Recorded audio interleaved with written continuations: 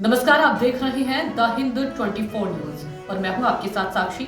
आइए नजर डालते हैं आज की बड़ी खबरों की ओर। सूरत के अमरोली क्षेत्र में स्वामीनारायण मंदिर के संत द्वारा जलाराम बापा पर की गई टिप्पणी और उसके परिणामस्वरूप राज्यव्यापी विरोध प्रदर्शन। इस प्रकार की घटनाएं धार्मिक समुदायों में संवेदनशीलता उत्पन्न कर सकती हैं, जिससे विरोध प्रदर्शन हो। सूरत से सागर तायडे की रिपोर्ट। मारू नाम दिलीप भाई कोटक, कच्ची लोहाणा महाजन रघुवंशीना प्रमुख, उधना सूरत।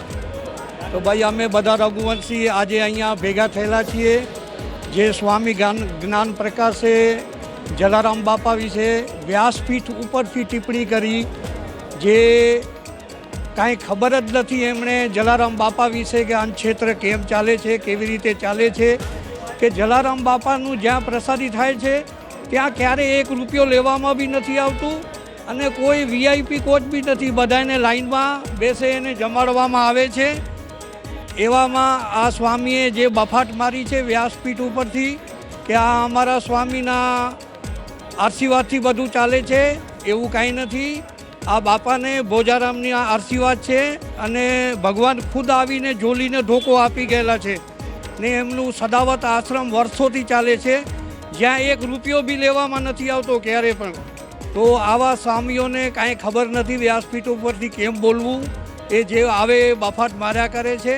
તો સ્વામિનારાયણ સંપ્રદાયના જે મુખ્ય સ્વામી છે, અમારું નિવેદન છે કે આવાને થોડી શિખામણ આપો કે ખબર ન હોય તો આપણે જેમ તેમ બફાટ ન મારાય અને કોઈ ધર્મને ડૂબાવાય નહીં, આ ખાસ વિનંતી છે।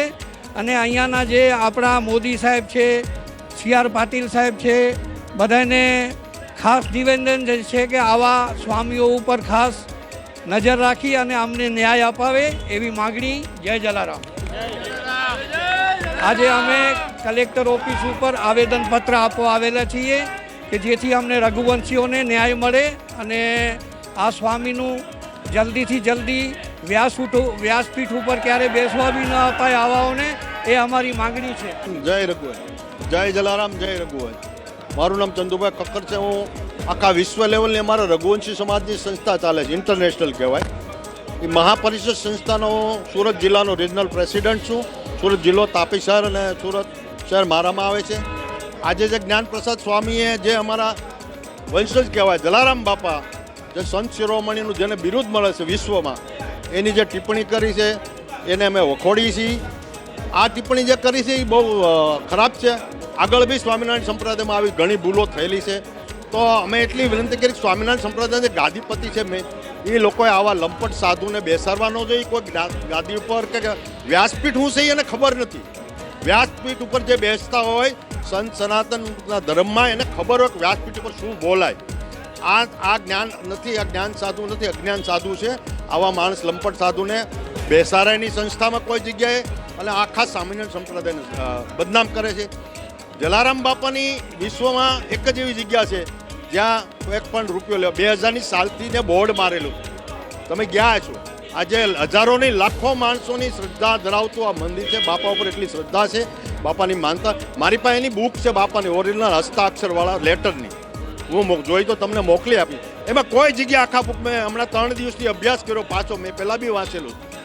એની કિંમત 6.5 આના છે, કિંમત જે વર્ષોમાં પહેલાંની એ બુક મારી પાસે છે, એના હસ્તાક્ષરવાળા જલારામ બાપા। એમાં કોઈ જગ્યા સ્વામિનારાયણનો ક્યાંય ઉલ્લેખ નથી। જો તમારા ગુરુનાથ સ્વામી એટલા ગુરુદેવ તમારા સમર્થ હોય તો તમારા સ્વામિનારાયણ આશ્રમમાં આશીર્વાદ આપ્યા નહીં એને? ત્યાં કેમ પૈસા લે ભાઈ? 50 રૂપિયા 60 રૂપિયા કૂપન લે, પછી તમને જમવાનું મળે। 2 લાડુ લે તો 50 રૂપિયા લે।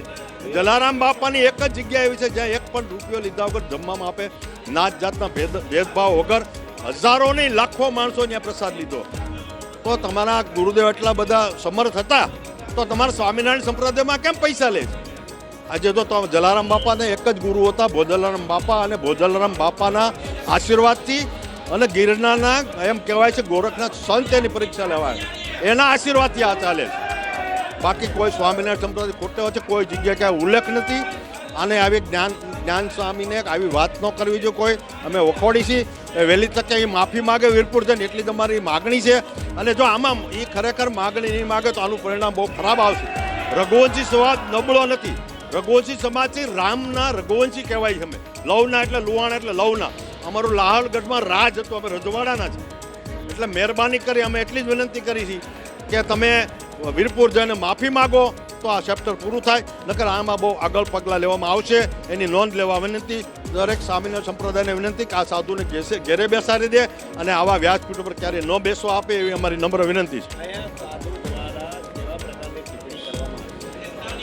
એવું સાંભળ્યું છે કે અમરોલી સપ્તાહાંતિક જ્ઞાન સ્વામી વ્યાસપીઠ ઉપરથી જલારામ બાપા જુનાગઢ સ્વામિનારાયણ મંદિરમાં ઘણો ટાઈમ રહ્યા.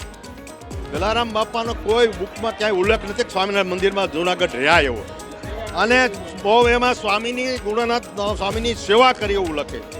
પાછું એણે એવું બોલે કે 100 વર્ષ પહેલાં બાપાને આવ્યા. 205 વર્ષથી તો અંશંત્ર સદાવત ચાલે 205 વર્ષ થયા. એમાં 100 વર્ષની વાત જ ક્યાં આવે? એને કોઈ જાતનું જ્ઞાન જ નથી. આવી જે ટિપ્પણી એણે કરી છે ને એ ખરાબ છે. ખરેખર ગુણાનંદ સ્વામીને કોઈ એના આશીર્વાદ નથી, કોઈ મળ્યા નથી. તો ગુણાનંદ સ્વામી એટલા બધા તમારા ગુરુદેવ સમરસ તો તમારા મંદિરોમાં કેમ પૈસા લે ભાઈ? ત્યાં કેમ જલારામ બાપાને તમારા મંદિરોમાં આશીર્વાદ આપો ને. ત્યાં પૈસા લેતા ત્યાં 60 રૂપિયાનું 70 રૂપિયાનું ટોકન લે પછી તમને જમવાનું મળે સ્વામિનારાયણ મંદિરમાં.